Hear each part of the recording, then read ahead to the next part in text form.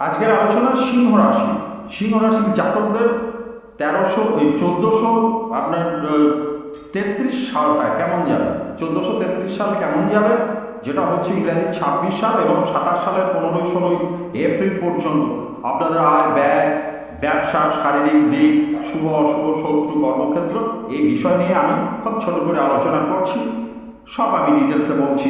সিংহ রাশির জাতকদের এই 1433 সাল কেমন যাবে। এখানে একটা কথা আপনারা মনে রাখবেন, আপনাদের বাড়ির সন্তানেরা যারা এই যে মাধ্যমিক উচ্চ মাধ্যমিক পরীক্ষা দিয়েছেন, কোন লাইনে গেলে ভালো হবে, কি হবে না হবে, এই সমস্ত ব্যাপারে আমার সঙ্গে আলোচনা করতে পারেন এবং সারা বছরই আপনাদের বিভিন্ন সমস্যা নিয়ে আমাকে আলোচনা করুন। সোম, শুক্রবার সন্ধ্যা 7টা থেকে রাত্রি 10টার মধ্যে সরাসরি আলোচনা করুন।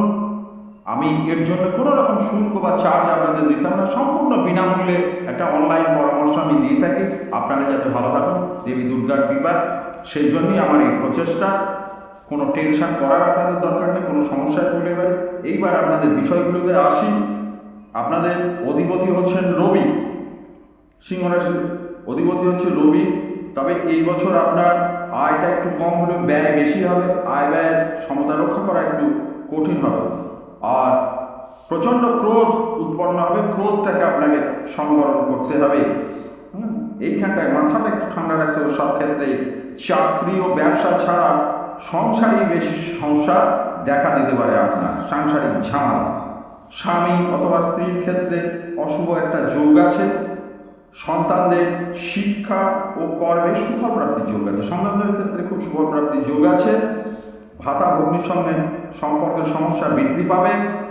খাদ্য অখাদ্য বিচার করে যদি না করেন তাহলে আপনার এই যে গ্যাস্ট্রিক আলসার, পেটের প্রবলেম, এগুলো হওয়ার প্রচণ্ড সম্ভাবনা আছে আপনার।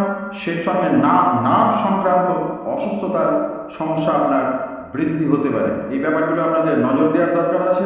প্রথমেই চিকিৎসকের পরামর্শ নেবেন।